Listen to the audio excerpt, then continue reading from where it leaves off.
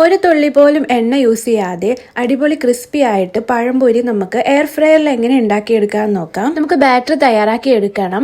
അതിന് ഞാനിവിടെ ആട്ടപ്പൊടിയും മൈദയും കൂടെ മിക്സ് ചെയ്താണ് കേട്ടോ എടുത്തേക്കുന്നത്.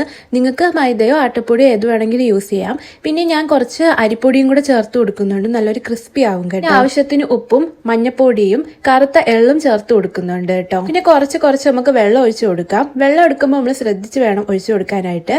ഇത് നമ്മൾ കുറച്ച് തിക്കായിട്ടുള്ള കൺസിസ്റ്റൻസിയിലാണ് കേട്ടോ എടുക്കുന്നത്. എയർ ഫ്രൈ ചെയ്ത് എടുക്കുന്ന സമയത്ത് മാവെല്ലാം കൂടെ അങ്ങ് ഒരു സൈഡിലോട്ടായി പോകും. അതുകൊണ്ടാണ് തിക്ക് കൺസിസ്റ്റൻസിയിൽ എടുക്കാൻ പറയുന്നത്. ഞാനിവിടെ 2 വലിയ പഴം എടുത്തിട്ടുണ്ട്.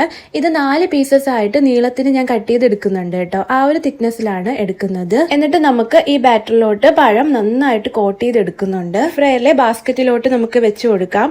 180 ഡിഗ്രിയിൽ 5 മിനിറ്റ്സ് പ്രീ ഹീറ്റ് ചെയ്ത ഫ്രയറിലോട്ട് നമുക്ക് 180 ഡിഗ്രിയിൽ ഒരു 10 മിനിറ്റ്സ് നമുക്ക് കുക്ക് ചെയ്തെടുക്കാം. ഒരു 5 മിനിറ്റ്സ് ആവുമ്പോൾ ഞാൻ തിരിച്ചിട്ട് കൊടുക്കുന്നുണ്ട് കേട്ടോ. നമുക്ക് വേണമെങ്കിൽ കുറച്ച് ഓയിൽ ഇങ്ങനെ ജസ്റ്റ് ഒന്ന് സ്പ്രെഡ് ചെയ്ത് കൊടുക്കാം കേട്ടോ. കാര്യം അടി പിടിക്കുന്നു എന്ന് തോന്നുകയാണെങ്കിൽ ഒന്ന് ജസ്റ്റ് ഒന്ന് സ്പ്രെഡ് ചെയ്ത് കൊടുക്കുന്നത് നല്ലതായിരിക്കും. അപ്പോൾ നമ്മുടെ അടിപൊളി ടേസ്റ്റ് ആയിട്ടുള്ള എയർ ഫ്രൈ ചെയ്തെടുത്ത പഴംപൊരി ഇവിടെ റെഡി ആയിട്ടുണ്ട്. നമ്മൾ എണ്ണയിലൊക്കെ പൊരിക്കുന്ന ആ ഒരു പഴംപൊരിയുടെ അത്രയും ടേസ്റ്റ് ഇല്ലെങ്കിലും വല്ലപ്പോഴൊക്കെ ഇതുപോലെ നമുക്ക് പഴംപൊരി കഴിക്കാൻ ആഗ്രഹമുള്ളവർക്ക്, എണ്ണയൊന്നും യൂസ് ചെയ്യാത്തവർക്ക് ഇതുപോലെ ഒന്ന് ട്രൈ ചെയ്ത് നോക്കുന്നത് നല്ലതായിരിക്കും കേട്ടോ.